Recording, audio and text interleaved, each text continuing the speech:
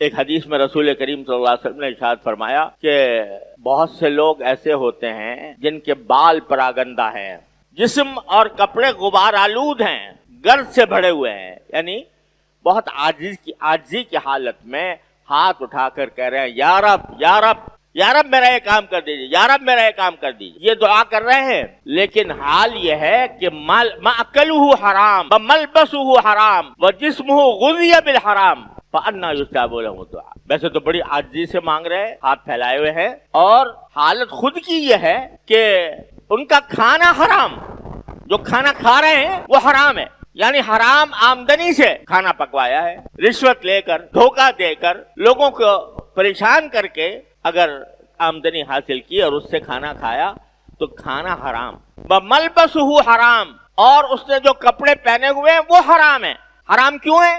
اس لیے کہ جن پیسوں سے وہ کپڑے خریدے وہ پیسے حرام طریقے سے حاصل کیے گئے تھے، رشوت لے کر حاصل کیے، تو ملبسہ حرام، وہ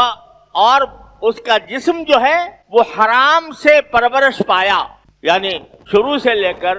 حرام آمدنی چل رہی ہے، اسی سے کھا رہے ہیں، اسی سے پی رہے ہیں، اسی کے نتیجے میں گوشت جو پیدا ہو رہا ہے وہ سارا اسی سے ہو رہا ہے۔ جب یہ حالت ہے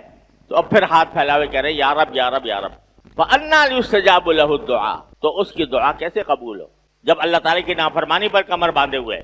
اور حرام کھا رہا ہے مستقل، کیسے قبول ہوگی؟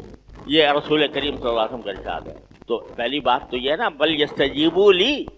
ارے بھائی میں مجھ سے مانگتے ہو کہ میں قبول کروں تمہاری دعا، تم میری تو کر لو، تم میری پکار پر تو لبیک کہہ دو، اور یہ کہ اپنے زندگی سے حرام کا دیس نکالا کر دو کہ کوئی حرام چیز میرے گھر میں نہیں آئے گی، میں جو آمدنی حاصل ہوگی وہ حلال سے حاصل ہوگی۔ اللہ تبارک و تعالیٰ نے جن چیزوں کو حلال کیا، یا جو رسول کلوا من الطیبات واعملوا صالحا، پیغمبروں سے خطاب ہے کہ اے میرے پیغمبروں اللہ تعالیٰ کی حلال کی ہوئی چیزوں کو آرام سے کھاؤ اور نیک عمل کرو۔ حلال کھانے کا ایک نتیجہ یہ بھی ہوتا ہے کہ آدمی کو نیک عمل کی ترغیب ہوتی ہے، اور اللہ بچائے حرام کھا رہا ہو تو حرام چیز کسی گناہ کی طرف آمادہ کرتی ہے۔ اللہ بچائے، ہم لوگوں کی تو حس ماری گئی ہے، بے حس ہو گئے ہیں، ہمیں پتہ ہی نہیں چلتا کہ حلال سے کیا فائدہ ہوتا ہے، کیا نور پیدا ہوتا ہے، حرام سے کیا